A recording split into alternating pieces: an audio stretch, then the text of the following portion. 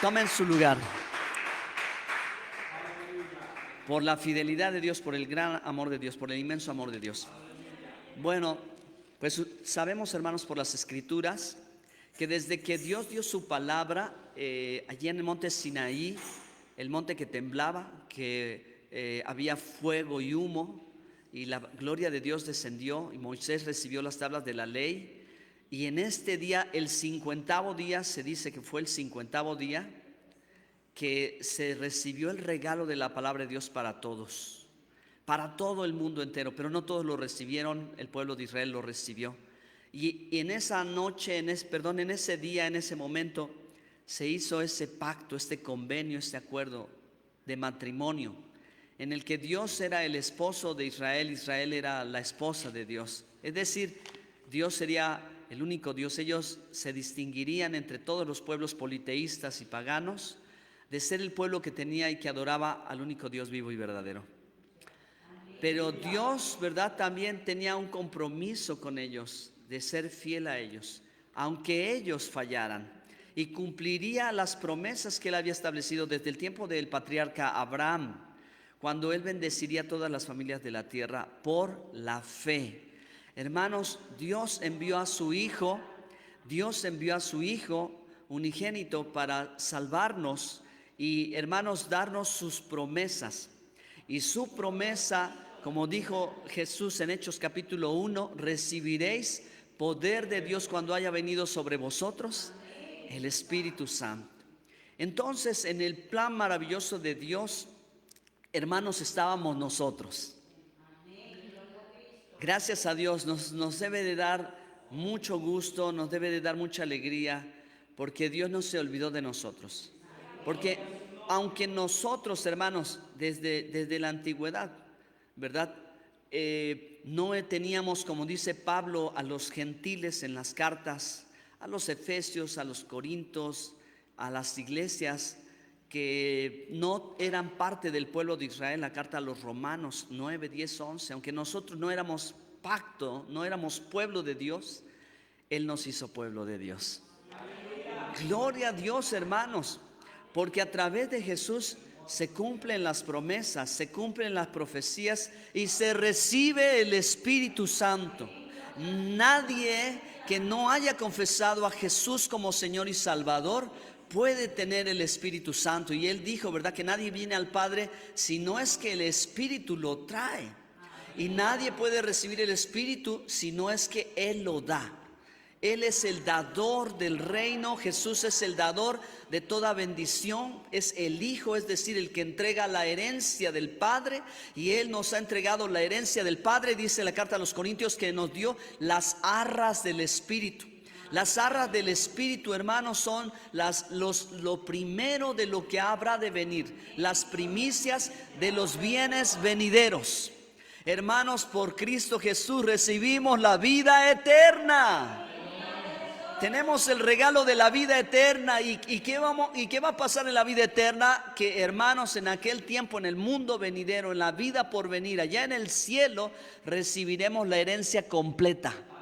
Hermanos, esto mortal se vestirá de inmortalidad y seremos semejantes a Él. Un aplauso para el Señor que cumple su palabra. Aleluya. Amén. Bueno, gloria a Dios. Hermanos, como dice Hechos 2, todos fueron llenos del Espíritu Santo. Y la expresión ser llenos implica, hermanos, como un recipiente que está vacío y que se llena, ¿verdad? Pero no solamente es el contenido, sino todo lo que sucederá a continuación. Entonces, Dios ha sido tan bueno y dice su palabra que da el Espíritu sin medida. Y de hecho, hermano, hace rebosar, como dice el salmista, mi copa está rebosando. Entonces, ser lleno del Espíritu Santo, hermanos, implica entender muchas cosas que Dios hace en nosotros y en nuestra vida. Por eso debemos anhelar siempre, hermanos, que Dios nos esté dando la plenitud del Espíritu Santo, la llenura del Espíritu Santo, el bautismo del Espíritu Santo, la obra del Espíritu Santo, el mover del Espíritu Santo. Nosotros somos la habitación del Espíritu Santo. Él vive dentro de nosotros, hermanos. Y si Él está aquí, es que todo lo de Dios está aquí dentro de nosotros. En verdad, hermanos, de verdad Dios vive dentro de nosotros. Ser lleno del Espíritu Santo en el momento de Hechos 2 implicó, número uno, una confirmación de aquel pacto que se había establecido a través de esas señales de gloria en el Sinaí, cuando la voz de Dios se escuchaba, hermano, en todo lugar a través de relámpagos y muestras, y había fuego, así como estas señales que Dios puso sobre las cabezas de los discípulos, lenguas como de fuego. Y se dice, hermano, que cuando la voz de Dios se oyó, todo mundo la escuchó y todo mundo la entendió. Por esta razón Dios manda las señales de las lenguas en los idiomas de los pueblos que viven alrededor de Israel, y no solo conocen la lengua aramea hebrea, sino que hablan en los idiomas de ellos, ¿sí? En los diferentes idiomas de aquellos pueblos que están escuchando las maravillas de Dios. Se sorprenden, hermanos, que los apóstoles y los discípulos, los 120 en el aposento alto, llenos del Espíritu Santo, comienzan a hacer algo que por ellos mismos no hubieran podido hacer. Pues que ellos, muchos de ellos, hermanos, seguramente la gran mayoría, era sin letras.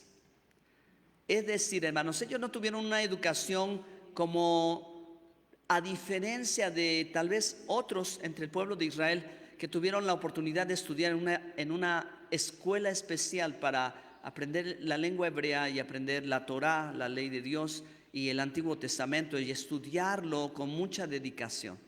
Pedro era un pescador que tal vez desde niño tuvo que trabajar y que solamente en los días de reposo podía asistir a la sinagoga y escuchar la enseñanza y la lectura de la palabra de Dios. Y a través de eso era el único conocimiento que poseía. Así que ellos no son doctos, no son los doctores de la ley. Los que están reunidos en el aposento alto son los que tienen la fe del Hijo de Dios. Y aquellos que tienen la fe del Hijo de Dios, es el poder del Espíritu Santo que les está habilitando. Aleluya. Para que, hermanos, esto sobrenatural suceda. Pero la buena noticia es, hermanos, que no solamente Dios nos dio el Espíritu Santo para que tengamos el poder de hablar en lenguas y ver que los enfermos sean sanados y que los cautivos sean liberados. La historia continúa en el resto de los capítulos del libro de Hechos. En Hechos 3 el cojo de la Hermosa es sanado, y en Hechos 4 el poder de Dios se sigue derramando, y continúa la historia, hermanos, de cómo la llenura del Espíritu Santo implicó todo lo que era el poder de Dios. El poder de Dios dispuesto para todos sus hijos. Y el poder de Dios sigue disponible para nosotros al día de hoy, hermano. Así que nosotros no tenemos por qué limitarnos tal vez a lo que nosotros sentimos o creemos o pensamos que puede ser posible que suceda en nuestras vidas. Hermano, la Escritura da testimonio de que todos aquellos que fueron llenos del Espíritu Santo, sus vidas fueron transformadas. Por eso, hermano, mi nota.